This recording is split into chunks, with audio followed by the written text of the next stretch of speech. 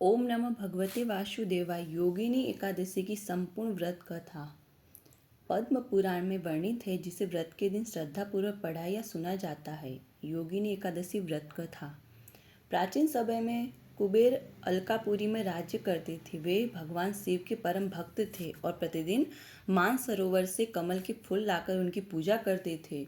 कुबेर के यहाँ हेममाली नाम का एक यक्ष सेवक था। उसका कार्य प्रतिदिन मानसरोवर से ताजे कमल के फूल लाना था।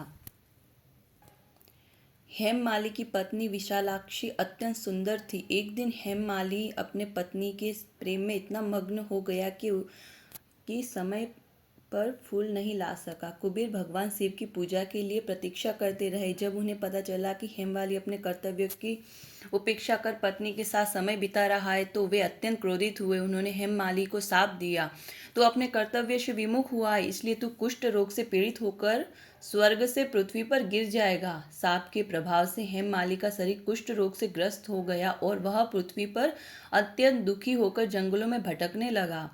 एक दिन वह महान ऋषि मार्कंडेय के आश्रम पहुंचा। उसने अपनी सारी व्यथा सुनाई और उनसे मुक्ति का उपाय पूछा।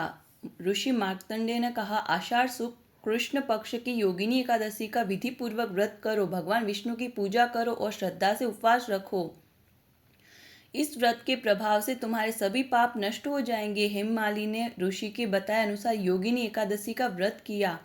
व्रत के पूर्ण से उसका कुष्ठ रोग समाप्त हो गया। उससे दिव्य शरीर प्राप्त हुआ और वह पुनः अपनी पत्नी सहित कुबेर के लोक में लौट गया। तभी से यह मान्यता है कि योगिनी एकादशी का व्रत करने से बड़े बड़े पापों का नाश होता है, रोग दूर होते हैं और भगवान विष्णु की विशेष कृपा प्राप्त होती है।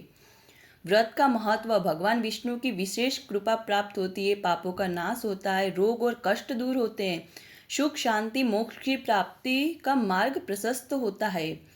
व्रत के अंत में प्रार्थना करें, ओम नमः भगवते वासुदेवा। हे भगवान विष्णु, मेरे द्वारा किए गए इस योगिनी एकादशी व्रत को स्वीकार करें, मेरे समस्त पापों का नाश करें तथा मुझे और मेरे परिवार को सुख शांति स्वास्थ्य प्रदान करें। ओम नमः भगवते वासुदेवाय।